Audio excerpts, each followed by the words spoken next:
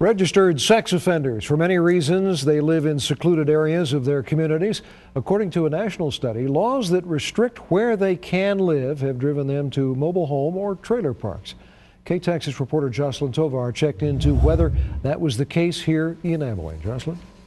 Well, not necessarily, Wayne. The story gained a lot of attention when a 9-year-old little girl was brutally killed by her babysitter in an Indiana trailer park. So are these areas dangerous?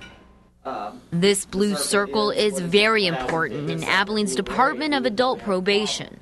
Its 1,000-foot radius helps make sure registered sex offenders living in Abilene aren't in violation of Texas sex offender laws. They can't be within 1,000 feet of a school, a church, a playground. Really anywhere children regularly congregate, which greatly narrows their living choices. You get into certain size communities that are not that large, you're obviously going to be on the outskirts of town. These dots represent sex offenders in the Abilene area. You can see they're scattered all over town, but when you start looking at these shaded areas that represent trailer parks, you start to notice clusters, especially in this one near Arnold Boulevard. But I don't think it's something that, we're seeing a group of offenders get together and plan their crimes together. They don't like people knowing what they're doing. They operate in secret.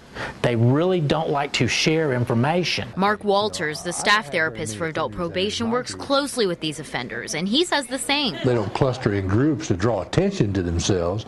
They cluster in groups just based purely on economic and available places for them to live. He says clustering is no way an indication of reoffending. However, he did tell us what is truly troubling.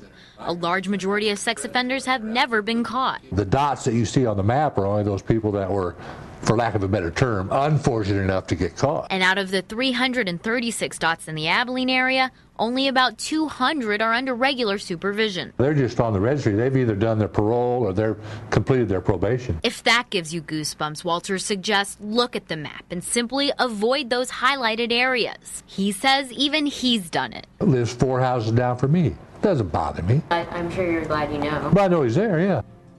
And we're going to link you on our website, ktxs.com, to those websites you can use to check whether there's registered sex offenders in your neighborhood.